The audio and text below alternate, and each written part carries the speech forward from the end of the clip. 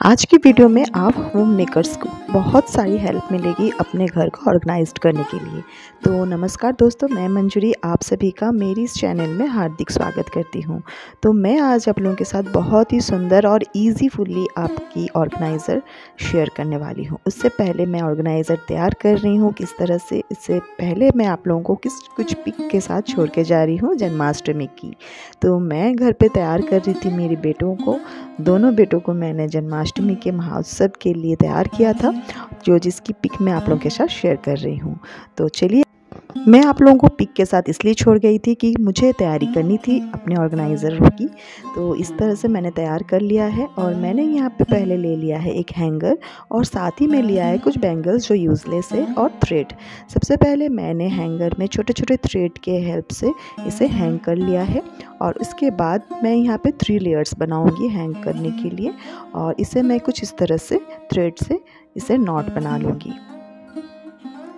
तो यहाँ पे मेरी फर्स्ट लेयर बन चुकी है। अब मैं इसी तरह से नॉट्स बना के अंदर साइड में जो बचे हुए हैं उसे भी नॉट कर लूँगी और इस तरह से मैं यहाँ पे 3 लेयर्स बना लूँगी। इस तरह की हैंगर आपको बहुत ही हेल्प करेगी अपने वार्डरोब को ऑर्गेनाइज्ड करने के लिए।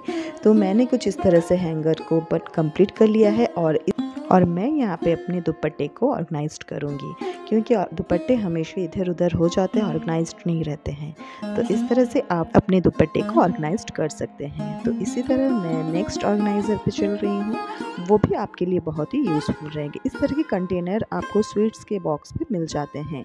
तो इसको मैंने सबसे पहले क्लॉथ से अपना स्ट्रेट कर लिया है और बहुत ही अच्छे से स्ट्रिक किया है इसे। मैं यहाँ पे फेविकॉल के साथ थोड़ा सा वाटर भी यूज़ करती हूँ, जिससे कि वो थोड़ा स्मूथी हो जाए और इसे मैं इसी तरह से अपने स्टिक कर लूँगी।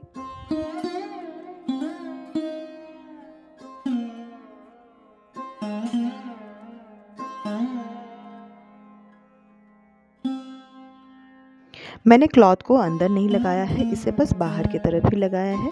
और अगर आप चाहे तो इस तरह से यहाँ पे बस डेकोर के लिए इस तरह की लेस यूज़ कर सकते हैं जूट रोप की, और अगर नहीं चाहे तो इसे सिंपल भी रख सकते हैं। इस तरह का आप ऑर्गेनाइज़र अगर आप ऑर्गेनाइज्ड के रूप में भी रख सकते हैं या तो फिर प्लांटर के रूप में भी इसे यूज़ कर सकते हैं। तो मैंने यहाँ पे और भी थोड़ा सा लेस यूज़ कर लिया है, थोड़ा सा और हाईलाइट हो। तो इस तरह से मैंने ये कंप्लीट कर लिया है सेकंड ऑर्गेनाइज़र, और फिर मैं इसे कहाँ यूज़ करूँगी ये भी आप लोगों के साथ शेयर कर रही हूँ।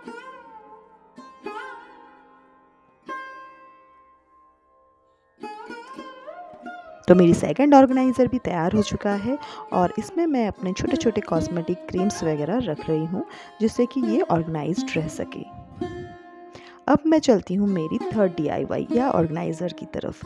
तो सबसे पहले मैंने कार्डबोर्ड ले लिया है प्लेन सा, और उसके ऊपर भी मैं क्लॉथ पेस्ट कर रही हूँ। इस तरह से मैंने यहाँ पे क्लॉथ पेस्ट कर लिया है। जो क्लॉथ बाहर की पोर्शन में है उसे मैं सर्कल में काट लूँगी एक पोर्शन को, और उस पर भी क्लॉथ लगा लूँगी। अब बाहर वाली पोर्शन में मैंने यहाँ पे अटैच कर लिया है और उस पर मैं अपनी जूट रोप से ही उसे डेकोर करूँगी। मैंने कार्डबोर्ड के ऊपर क्लॉथ को इस तरह से लगाया जिससे कि वो अंदर की तरफ रहे, और बाहर की तरफ जो खुला हुआ भाग दिख रहा है उसके ऊपर मैं जूट रोप यूज़ करूँगी, या जूट आपके पास लेस अगर है तो उसको भी आप यूज़ कर सकते हैं। तो ये भी बहुत ही इजी DIY है, इसे आप ज़रूर यूज़ करें एक बार। तो इस तरह से मेरी और एक ऑर्गेनाइज़र तैयार हो चुकी है। अब मैं आपको ये मल्टीपर्पज़ में दिखाऊंगी कि मल्टीपर्पज़ में मैं इसे किस तरह से यूज़ कर रही हूँ। तो सबसे पहले मेरी जब ऑर्गेनाइज़र कंप्लीट हो गई है तो फिर मैं यहाँ पे कुछ खिलौने रख रही हूँ, और उसके ऊपर मैं आप फ्लावर्स चाहे रख सकते हैं या भी नहीं भी रख सकते हैं, और इसे भी आप अच्छे से यहाँ शोपीस की तरह यूज़ कर सकते हैं। तो इस तरह से मेरी लास्ट ऑर्गेनाइज़र भी तैयार हो गई है।